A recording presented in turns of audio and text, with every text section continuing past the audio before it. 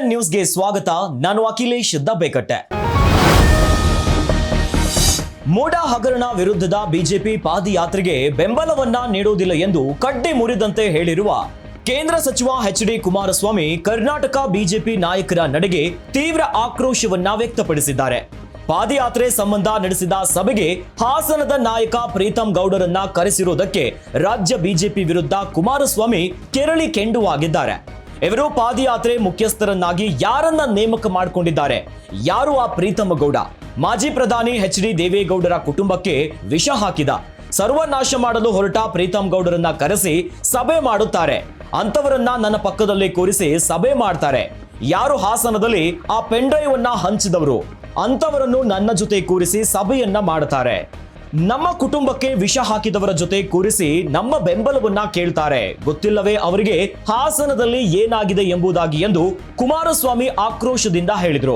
ನನಗೂ ಸಹಿಸಿಕೊಂಡು ಸಾಕಾಗಿದೆ, ಪಾದಯಾತ್ರೆಗೆ ಬೆಂಬಲ ನೀಡುವ ಪ್ರಶ್ನೆಯೇ ಇಲ್ಲ ಎಂದರು. ಇವರು ಈ ಪಾದಯಾತ್ರೆಯನ್ನ ಕಾರ್ಯಕ್ರಮದ ಮುಖ್ಯಸ್ಥರುಗಳನ್ನು ಯಾರು ಮಾಡ್ಕೊಂಡಿದ್ದಾರೆ? Who is that Preetham Gowda? ದೇವೇಗೌಡರ ಕುಟುಂಬವನ್ನ ಸರ್ವನಾಶ ಮಾಡ್ಲಿಕ್ಕೆ ಹೋದಂಥವನ್ನ ಸಭೆ ಕರೆದು ಕೂರಿಸ್ಕೊತಾರೆ, ನನ್ನ ಸಭೆ ಕರೀತಾರೆ. ನನಗೂ ಸಹಿಸ್ಕೊಳ್ಳಿಕ್ಕೆ ಒಂದು ಇತಿಮಿತಿ ಇದೆ. ಯಾರ ಕಾರಣ ಆ ಪೆನ್ ಡ್ರೈವ್ಗಳನ್ನ ಬೀದಿ ಹಂಚಲಿಕ್ಕೆ? ಇಂಥವ್ರನ್ನ ನನ್ನನ್ನು ಸಭೆ ಕರೀತಾರೆ, ಅವ್ನ ಪಕ್ಕದಲ್ಲಿ ಕೂರಿಸ್ಕೊಂಡು ಮೀಟಿಂಗ್ ಮಾಡ್ಲಿಕ್ಕೆ ಕರೀತಾರೆ. ನಮ್ಮ ಕುಟುಂಬಕ್ಕೆ ವಿಷ ಆಗ್ತಕ್ಕಂಥವ್ರನ್ನ ಜೊತೆಲಿ ಕೂರಿಸ್ಕೊಂಡು ಇವತ್ತು ಇದಕ್ಕೆ ನಮ್ಮ ಬೆಲೆ ಕೇಳ್ತಾರ. ಗೊತ್ತಿಲ್ಲ ಅವರಿಗೆ ಅಲ್ಲಿ ಏನೇ ಆಗಿದೆ ಅಂತ ಹಾಸನದಲ್ಲಿ. ಯಾರಿದಕ್ಕೆ ಕಾರಣ? ಇಷ್ಟೆಲ್ಲ ಕಂಡು ನಾವು ಇಂಥ ಒಂದು ಸಂದರ್ಭದಲ್ಲಿ ಯಾವುದೋ ಒಂದು ಪ್ರಕರಣ ಇಟ್ಟುಕೊಂಡು ನಾವು ಪಾದಯಾತ್ರೆ ಮಾಡ್ತಕ್ಕಂಥದ್ದು ಜನಸಾಮಾನ್ಯರ ಮನಸ್ಸಿನಲ್ಲಿ ಏನಾಗಬಹುದು ಅಂತಕ್ಕಂಥ ಹಿನ್ನೆಲೆಯಲ್ಲಿ ನಾವು ತೀರ್ಮಾನ ಮಾಡ್ಕೊಂಡಿದ್ದೇವೆ. ಜನರ ಒಂದು ಭಾವನೆಗಳು ಇವತ್ತು ಅವರ ನೋವಿಗೆ ನಾವು ಸ್ಪಂದಿಸಬೇಕಾದಂಥದ್ದೇನಿದೆ. ಇಂಥ ಸಂದರ್ಭದಲ್ಲಿ ರಾಜಕೀಯವೇ ನಮಗೆ ಪ್ರಾಮುಖ್ಯ ಅಲ್ಲ. ಇವತ್ತು ನಮಗೆ ಹಲವಾರು ಕುಟುಂಬಗಳು ಬೀದಿಗೆ ಬಂದಿದ್ದಾರೆ. ನೂರಾರು ಹಳ್ಳಿಗಳು ಉತ್ತರ ಕರ್ನಾಟಕದಲ್ಲಿ ಜಲಾವೃತವಾಗಿವೆ. ಇಂಥ ಸಂದರ್ಭದಲ್ಲಿ ನಾವು 10 ದಿವಸ ಪಾದಯಾತ್ರೆ ಹೋದ್ರೆ ಅದು ಯಾರು ಬಿಡ್ತಾರೋ ಗೊತ್ತಿಲ್ಲ ನಮಗೆ.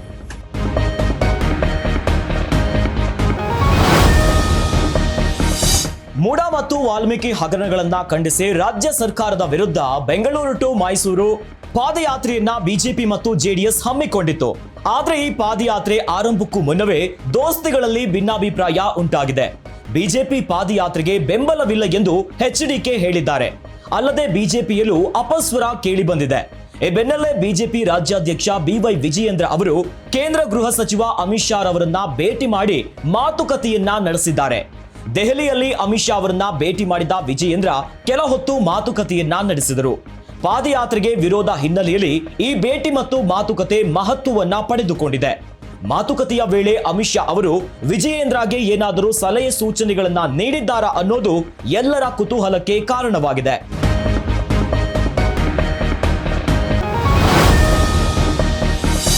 ಬೆಂಗಳೂರು ಮತ್ತು ಸುತ್ತಮುತ್ತಲಿನ ಪ್ರದೇಶಗಳಿಗೆ ಕುಡಿಯುವ ನೀರನ್ನ ಒದಗಿಸುವ ಮಹತ್ವದ ಮೇಕೆದಾಟು ಯೋಜನೆಯನ್ನ ಜಾರಿಗೆ ತರಲು ಪ್ರಧಾನಿ ನರೇಂದ್ರ ಮೋದಿ ಮಧ್ಯಸ್ಥಿಕೆ ವಹಿಸಬೇಕು ಎಂದು ಡಿಸಿಎಂ ಡಿಕೆ ಶಿವಕುಮಾರ್ ಒತ್ತಾಯಿಸಿದ್ದಾರೆ.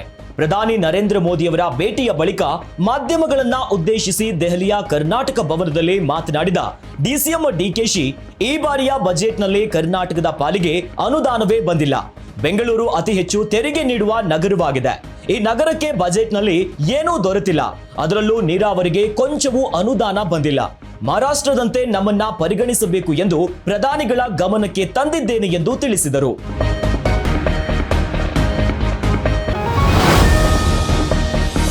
ಪುನೀತ್ ಕೆರೆಹಳ್ಳಿ ಮೇಲೆ ಪೊಲೀಸರು ದೌರ್ಜನ್ಯವನ್ನ ಎಸಗಿದ್ದಾರೆ ಎಂದು ಮಾಜಿ ಸಂಸದ ಪ್ರತಾಪ್ ಸಿಂಹ, ಶಾಸಕ ಹರೀಶ್ ಪೂಂಜಾ ನೇತೃತ್ವದಲ್ಲಿ ಬಿಜೆಪಿ ಹಾಗೂ ಹಿಂದೂ ಕಾರ್ಯಕರ್ತರು ಬೆಂಗಳೂರಿನ ಬಸವೇಶ್ವರ ನಗರದ ಪೊಲೀಸ್ ಠಾಣೆ ಎದುರು ಇಂದು ಪ್ರತಿಭಟನೆಯನ್ನ ನಡೆಸಿದರು. ಮಾಂಸ ಸಾಗಾಟಕ್ಕೆ ತಡೆ ಪ್ರಕರಣದಲ್ಲಿ ಬಂಧನವಾಗಿದ್ದ ಪುನೀತ್ ಕೆರೆಹಳ್ಳಿಗೆ ಲಾಕಪ್ನಲ್ಲಿ ಬಟ್ಟೆ ಬಿಚ್ಚಿಸಿ ಹಿಂಸೆ ನೀಡಿರುವ ಪೊಲೀಸರ ವಿರುದ್ಧ ಕ್ರಮ ಕೈಗೊಳ್ಳಬೇಕೆಂದು ಆಗ್ರಹಿಸಿದರು. ಈ ವೇಳೆ ಪ್ರತಿಭಟನೆಯನ್ನ ನಿಯಂತ್ರಿಸಲು ಪುನೀತ್ ಕೆರೆಯನ್ನ ಬಸವೇಶ್ವರ ನಗರ ಪೊಲೀಸರು ಮತ್ತೆ ವಶಕ್ಕೆ ಪಡೆದರು. ಪ್ರತಿಭಟನೆ ವೇಳೆ ಮಾತನಾಡಿದ ಮಾಜಿ ಸಂಸದ ಪ್ರತಾಪ್ ಸಿಂಹ ಠಾಣೆಯಲ್ಲಿ ಪುನೀತ್ಗೆ ಬೆತ್ತಲುಗೊಳಿಸಿ ಹಿಂಸೆಯನ್ನ ಕೊಟ್ಟಿದ್ದಾರೆ ಎಂದು ಎಸಿಪಿ ಚಂದನ್ ವಿರುದ್ಧ ಕಿಡಿಕಾರಿದ್ದಾರೆ. ಕಾನೂನಿನಲ್ಲಿ ಯಾವುದೇ ವ್ಯಕ್ತಿಗೆ ಟಾರ್ಚರ್ ಮಾಡೋದಕ್ಕೆ ಅವಕಾಶ ಇಲ್ಲ. ಹೀಗಿರುವಾಗ ಯಾಕೆ ಬಟ್ಟೆಯನ್ನ ಬಿಚ್ಚಿಸಿದರು? ಎಸಿಪಿ ಚಂದನ್ ವಿರುದ್ಧ ತನಿಖೆ ನಡೆಸಬೇಕು ಎಂದು ಹೇಳಿದರು. ಒಂದು ಯಾವುದೇ ವ್ಯಕ್ತಿ ಮೇಲೆ FIR ಆದ ಕೂಡಲೇ ಇಮಿಡಿಯೇಟ್ ಆಗಿ ಮ್ಯಾಜಿಸ್ಟ್ರೇಟಿಗೆ ಅದರ ಒಂದು ಮಾಹಿತಿ ಹೋಗಬೇಕು. ಆಮೇಲೆ ತಕ್ಷಣಕ್ಕೆ ಮ್ಯಾಜಿಸ್ಟ್ರೇಟ್ ಎದುರುಗಡೆ ಅವ್ರನ್ನ ಪ್ರೊಡ್ಯೂಸ್ ಮಾಡಬೇಕು. ಯಾವುದೇ ಕಾರಣಕ್ಕೂ ಕೂಡ ಟಾರ್ಚರ್ ಮಾಡಲಿಕ್ಕೆ ಕಾನೂನಲ್ಲಿ ಅವಕಾಶವೇ ಇಲ್ಲ. ಹಾಗಿದ್ಮೇಲೆ ಯಾಕೆ ಬಟ್ಟೆಯನ್ನು ಬಿಚ್ಚಿಸಿದರು? ಅದಕ್ಕೋಸ್ಕರವಾಗಿ ನಾನು ನೆನ್ನೆ ಟ್ವೀಟನ್ನು ಕೂಡ ಹಾಕಿದ್ದೆ. ಇವತ್ತು ನೇರವಾಗಿ ಬಂದು ಪೊಲೀಸ್ ಕಮಿಷನರ್ಗೆ ನಮ್ಮ ಬೆಳ್ತಂಗಡಿಯ ಶಾಸಕರಾಗಿರುವಂತಹ ಹರೀಶ್ ಪೂಂಜಾ ಅವರು ಬಂದರು. ಹಾಗೆ ಪುನೀತ್ ಕೆರಳಿ ಅವ್ರನ್ನ ಜೊತೆ ಕರ್ಕೊಂಡು ಬಂದು ಕಂಪ್ಲೇಂಟ್ ಕೊಟ್ಟಿರುವಂಥ ಹಿಲಾಲ್ ಅವ್ರನ್ನ ಜೊತೆ ಕರ್ಕೊಂಡು ಬಂದಿದ್ದೀವಿ. ನಮ್ಮ ಅಡ್ವೊಕೇಟ್ ಆಗಿರುವಂತಹ ಹರ್ಷ ಮುತಾಲಿಕ್ ಅವರು ಕೂಡ ಬಂದು ನಾವು ಇದುವರೆಗೂ ಕೂಡ ನಮ್ಮ DCP ಅವ್ರ ಹತ್ರ ಮಾತನಾಡಿದ್ದು. ಶೇಖರ್ ಅವ್ರು ಬಂದಿದ್ದರು. ಇಲ್ಲಿನ DCP ವೆಸ್ಟ್ ಅವರಿಲ್ಲ. ಅವ್ರ ಬದಲಿಗೆ ಪೊಲೀಸ್ ಕಮಿಷನರ್ ಹತ್ರ ಮಾತಾಡಿದ ಕೂಡಲೇ ಶೇಖರ್ ಅವ್ರನ್ನ ಕಳಿಸ್ಕೊಟ್ಟಿದ್ದು. ಅವರಿಗೆ ನಮ್ಮ ಎಲ್ಲ ವಿಚಾರಗಳನ್ನು ಹೇಳಿದ್ದೀವಿ. ತಕ್ಷಣಕ್ಕೆ ಅಬ್ದುಲ್ ರಜಾಕ್ ಮೇಲೆ FIR ಆಗಬೇಕು, ಹಾಗೂ ACP ಚಂದನ್ ಅವ್ರ ಮೇಲೆ ಎನ್ಕ್ವೈರಿನ ಇನಿಷಿಯೇಟ್ ಮಾಡಬೇಕು ಅಂತ ಹೇಳಿ ನಾವು ಕೇಳ್ಕೊಂಡಿದ್ದೀವಿ. ಶಾಸಕ ಹರೀಶ್ ಪೂಂಜಾ ಮಾತನಾಡಿ, ಕಾಂಗ್ರೆಸ್ ಸರ್ಕಾರ ಪೊಲೀಸರನ್ನ ಗೂಂಡಾಗಳಂತೆ ಬಳಸಿಕೊಳ್ತಿದ್ದಾರೆ. ಪ್ರಕರಣ ಬೆಳಕಿಗೆ ತಂದವರ ಮೇಲೆಯೇ ಹಲ್ಲೆಯನ್ನ ಮಾಡಿದ್ದಾರೆ. ಮಾಂಸ ಯಾವುದು ಅನ್ನೋ ರಿಪೋರ್ಟ್ ಇನ್ನೂ ಬಂದಿಲ್ಲ. ಆಗಲೇ ಹೇಗೆ ನೀವು ಅದು ಮೇಕೆ ಮಾಂಸ ಎನ್ನುತ್ತೀರಿ? ಕಾಂಗ್ರೆಸ್ ಸರ್ಕಾರ ಹಿಂದೂಗಳನ್ನ ಕೆಟ್ಟದಾಗಿ ನಡೆಸಿಕೊಳ್ಳುತ್ತಿದೆ ಎಂದು ಕಿಡಿಕಾರಿದರು. ಹೇಳಿದ್ರೆ ಕಾಂಗ್ರೆಸ್ ಸರ್ಕಾರ ಇವತ್ತು ಈ ರಾಜ್ಯದಲ್ಲಿ ಯಾವ ರೀತಿಯಾಗಿರ್ತಕ್ಕಂಥ ವಾತಾವರಣವನ್ನು ಸೃಷ್ಟಿ ಮಾಡಿದೆ ಅನ್ನುವಂಥದ್ದು ನಾವು ಇವತ್ತು ಪ್ರಶ್ನೆ ಮಾಡಬೇಕಾಗ್ತದೆ. ಇವತ್ತು ಈ ಸಂಬಂಧಪಟ್ಟಂತೆ ಈಗಾಗಲೇ ಪ್ರತಾಪ್ ಸಿಂಹ ಅವರು ಸಹ ಪೊಲೀಸ್ ಸ್ಟೇಷನ್ಗೆ ಆಗಮಿಸಿದ್ದಾರೆ. ಈಗಾಗಲೇ ಕೋರ್ಟು ಪುನೀತ್ ಕೆರಳಿ ಅವರಿಗೆ ಜಾಮೀನನ್ನು ಕೊಟ್ಟಿರ್ತಕ್ಕಂಥದ್ದು. ಇವತ್ತು ಯಾವ ರೀತಿಯಾಗಿರ್ತಕ್ಕಂಥ ಕಾನೂನು ಸುವ್ಯವಸ್ಥೆಯನ್ನು ಈ ರಾಜ್ಯದ ಕಾಂಗ್ರೆಸ್ ಸರ್ಕಾರ ಇವತ್ತು ರಾಜ್ಯದಲ್ಲಿ ನಡೆಸ್ತಾ ಇದೆ ಅನ್ನುವಂಥದ್ದು ನಾನು ಪ್ರಶ್ನೆ ಮಾಡ್ತಾ ಇದ್ದೇನೆ.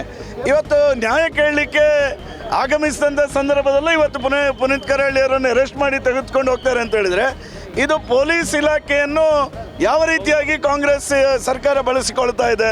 ಏನು ಕಾಂಗ್ರೆಸ್ ಸರ್ಕಾರ ಇವತ್ತು ಪೊಲೀಸ್ ಅಧಿಕಾರಿಗಳನ್ನು ಗೂಂಡಾಗಳ ರೀತಿಯಲ್ಲಿ ಬಳಸಿಕೊಳ್ಳತಕ್ಕಂಥದ್ದನ್ನು ನಾನು ಖಂಡಿಸ್ತೇನೆ. ಇದನ್ನು ಖಂಡಿತ ಈ ರೀತಿಯಾಗಿ ಪುನೀತ್ ಕೆರಳಿ ಅವರ ಒಂದು ಹೋರಾಟ ಏನಿದೆ, ಆ ಹೋರಾಟಕ್ಕೆ ಭಾರತೀಯ ಜನತಾ ಪಾರ್ಟಿ ಒಬ್ಬ ಶಾಸಕನಾಗಿ ನಾನು ಪೂರ್ಣವಾಗಿರ್ತಕ್ಕಂಥ ಬೆಂಬಲವನ್ನು ಕೊಡ್ತೇನೆ.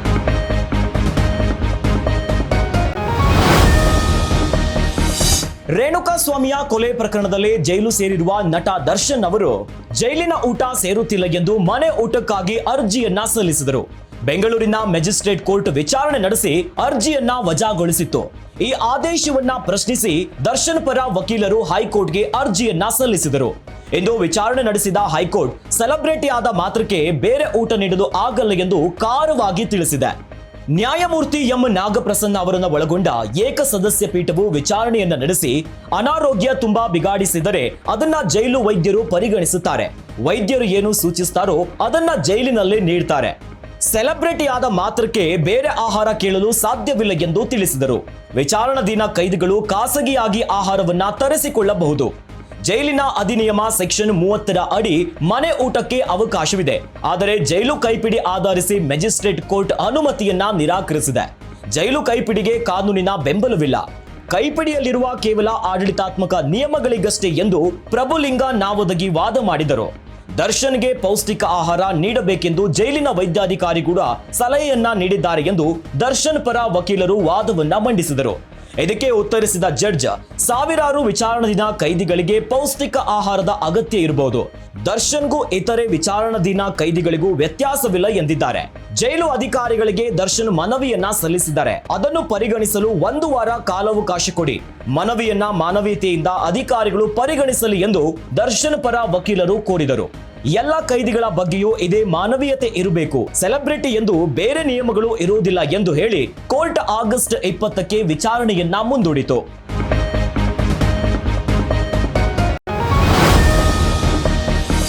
ಮೂಡ ಹಗರಣಕ್ಕೆ ಸಂಬಂಧಿಸಿದಂತೆ ಸಿಎಂ ಸಿದ್ದರಾಮಯ್ಯ ವಿರುದ್ಧ ವಿಚಾರಣೆಗೆ ಅನುಮತಿ ನೀಡುವ ಸಂಬಂಧ ರಾಜ್ಯಪಾಲ ತಾವರ್ ಚಂದ್ ಗೆಹ್ಲೋಟ್ ಅವರು ಕಾನೂನು ತಜ್ಞರಿಂದ ವರದಿಯನ್ನ ಪಡೆದುಕೊಂಡಿದ್ದಾರೆ. ಮಧ್ಯಪ್ರದೇಶ, ಮಹಾರಾಷ್ಟ್ರ, ಕರ್ನಾಟಕದ ಪ್ರಮುಖ ಪ್ರಕರಣಗಳನ್ನ ಉಲ್ಲೇಖಿಸಿ ಕಾನೂನು ತಜ್ಞರು ರಾಜ್ಯಪಾಲರಿಗೆ ವರದಿಯನ್ನ ನೀಡಿದ್ದಾರೆ ಎಂದು ಮಾಹಿತಿ ದೊರೆತಿದೆ.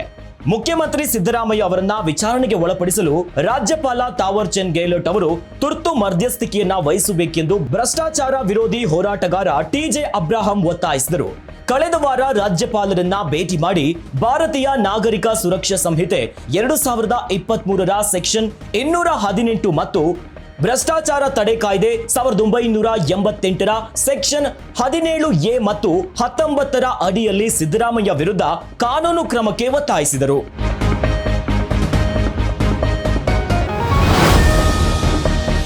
ಕೇರಳದ ವಾಯ್ನಾಡಿನಲ್ಲಿ ಸಂಭವಿಸಿದ ಭೂಕುಸಿತದಲ್ಲಿ ಮೃತಪಟ್ಟ ಕನ್ನಡಿಗರಿಗೆ ತಲಾ 5 ಲಕ್ಷ ರೂಪಾಯಿ ಪರಿಹಾರ ನೀಡಲಾಗುವುದು ಎಂದು ಮುಖ್ಯಮಂತ್ರಿ ಸಿದ್ದರಾಮಯ್ಯ ಘೋಷಿಸಿದ್ದಾರೆ.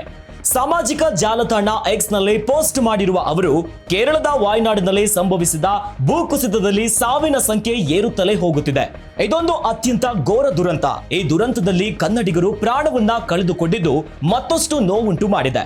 ಮೃತಪಟ್ಟ ಕನ್ನಡಿಗರಿಗೆ ತಲಾ 5 ಲಕ್ಷ ರೂಪಾಯಿ ಪರಿಹಾರವನ್ನ ನೀಡಲಾಗುವುದು. ಇದೇ ವೇಳೆ ಮೃತರ ಆತ್ಮಕ್ಕೆ ಶಾಂತಿ ಸಿಗಲಿ ಎಂದು ಪ್ರಾರ್ಥಿಸುತ್ತೇನೆ ಎಂದು ಹೇಳಿದ್ದಾರೆ. ಈಗಾಗಲೇ ರಾಜ್ಯದ 2 ಹಿರಿಯ IAS ಅಧಿಕಾರಿಗಳು NDRF ತಂಡ ಮತ್ತು ಸೇನಾಪಡೆ ತಂಡಗಳು ರಕ್ಷಣಾ ಕಾರ್ಯದಲ್ಲಿ ನಿರತರಾಗಿದ್ದಾರೆ.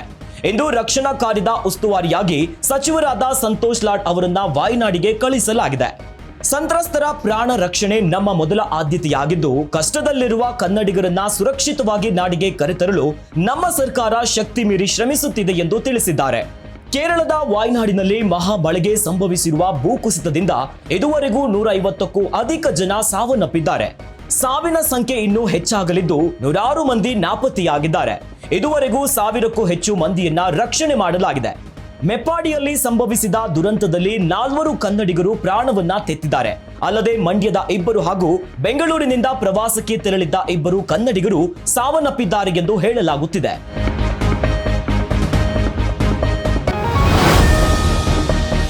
ಕೊಡಗು ಜಿಲ್ಲೆಯಲ್ಲಿ ಭಾರೀ ಮಳೆಯ ಅಬ್ಬರದಿಂದಾಗಿ 2 ದಿನ ರೆಡ್ ಅಲರ್ಟ್ ಅನ್ನ ಘೋಷಣೆ ಮಾಡಲಾಗಿದೆ. ಜಿಲ್ಲೆಯ ಪ್ರವಾಸಿ ತಾಣಗಳಿಗೆ 2 ದಿನ ಪ್ರವೇಶ ನಿಷೇಧಿಸಲಾಗಿದೆ ಎಂದು ಕೊಡಗು ಜಿಲ್ಲಾಧಿಕಾರಿಗಳು ಪ್ರಕಟಣೆಯಲ್ಲಿ ತಿಳಿಸಿದ್ದಾರೆ.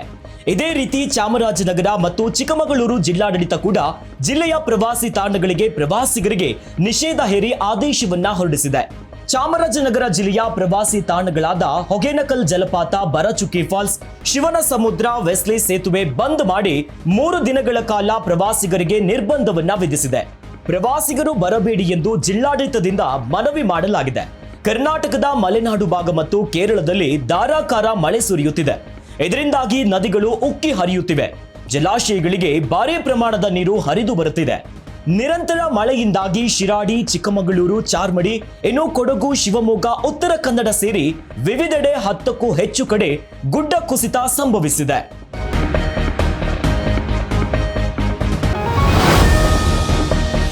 ಪ್ಯಾರಿಸ್ ಒಲಿಂಪಿಕ್ಸ್ನ ಬ್ಯಾಡ್ಮಿಂಟನ್ ಪಂದ್ಯದಲ್ಲಿ ಭಾರತದ PV ಸಿಂಧು ಭರ್ಜರಿ ಜಯದೊಂದಿಗೆ ಕ್ವಾರ್ಟರ್ ಫೈನಲ್ಗೆ ಪ್ರವೇಶಿಸಿದ್ದಾರೆ. ಮಹಿಳಾ ಸಿಂಗಲ್ಸ್ ವಿಭಾಗದಲ್ಲಿ ನಡೆದ ಈ ಪಂದ್ಯದಲ್ಲಿ ಎಸ್ಟೋನಿಯಾದ ಕ್ರಿಸ್ಟನ್ ಕೂಬಾ ಮಣಿಸಿ ಭಾರತೀಯ ಬ್ಯಾಡ್ಮಿಂಟನ್ ತಾರೆ ಮುಂದಿನ ಹಂತಕ್ಕೇರಿದ್ದಾರೆ. ಆರಂಭದಿಂದಲೇ ಉತ್ತಮ ನಿಯಂತ್ರಣ ಪ್ರದರ್ಶಿಸಿದ್ದ ಸಿಂಧು ಮೊದಲ ಸೆಟ್ನಲ್ಲೇ ಎದುರಾಳಿ ಮೇಲೆ ಒತ್ತಡವನ್ನ ಹೇರುವಲ್ಲಿ ಯಶಸ್ವಿಯಾಗಿದ್ರು. ಅದರಂತೆ ಮೊದಲ ಸೆಟ್ ಅನ್ನು 21-9 ಅಂಕಗಳ ಅಂತರದಿಂದ ಗೆದ್ದುಕೊಂಡರು. ಕಳೆದ 2 ಒಲಿಂಪಿಕ್ಸ್ನಲ್ಲಿ ಸಿಂಧು ಭಾರತದ ಕೀರ್ತಿ ಪತಾಕಿಯನ್ನ ಹಾರಿಸಿದ್ರು. 2016ರಲ್ಲಿ ರಿಯೋ ಒಲಿಂಪಿಕ್ಸ್ನಲ್ಲಿ ಬೆಳ್ಳಿ ಪದಕವನ್ನ ಗೆದ್ದಿದ್ದ ಸಿಂಧು ಟೋಕಿಯೋ ಒಲಿಂಪಿಕ್ಸ್ನಲ್ಲಿ ಕಂಚಿನ ಪದಕಕ್ಕೆ ಮುತ್ತನ್ನ ಇಟ್ಟಿದ್ರು. ಹೀಗಾಗಿ ಈ ಬಾರಿ ಕೂಡ PV ಸಿಂಧು ಕಡೆಯಿಂದ ಪದಕ ನಿರೀಕ್ಷಿಸಲಾಗಿದೆ.